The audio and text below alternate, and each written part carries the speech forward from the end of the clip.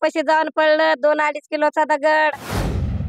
हिंगोली शहरामध्ये 2 गटामध्ये क्षुल्लक कारणावरून राडा झालेला आहे आणि या राड्यानंतर प्रचंड दगडफेक झालेली आहे।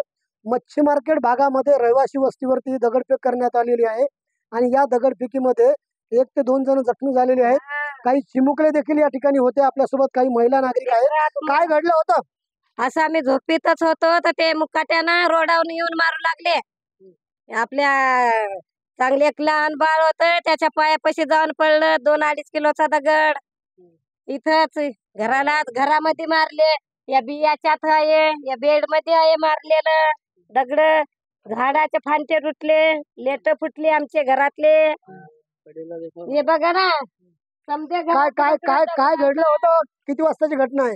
ही सर 8:30 पावणे 9ची शिवगण आहे। काय काय करू लागले तुम्ही आणि कशा पद्धतीने दगडफेक झाली? आम्ही झोपलेलो होतो, त्याच्याने त्यांनी काय त्यांचं काय मॅटर झालं माहिती नाही, त्यांनी डायरेक्ट दगडफेक केली। आम्ही झोपलेलो होतो।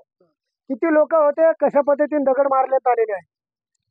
सर माझं नाव दिलीप रमेश चव्हाण आहे आणि जो हा चिकन वाली शॉप वाले होते का टोटल मच्छी मार्केट फिश मार्केट हे उठाय पाहिजे। हे चिकन मार्केट आहे का याच्यामुळे समजा प्रकारात गुन्हा चाललाय आणि हा जे आहे ना दगडफेक, हा घरतोडी, लहान लेकरा बाळाला मारामारी, हा काय बरोबर नाही। हे समजा चिकन शॉप उठलं पाहिजे, हे आमची नगर परिषदला नम्र विनंती आहे।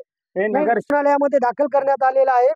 पोलिसांनी तातडीनं घटनास्थळी दाखल होत संपूर्ण परिस्थितीवरती नियंत्रण मिळवलेलं आहे।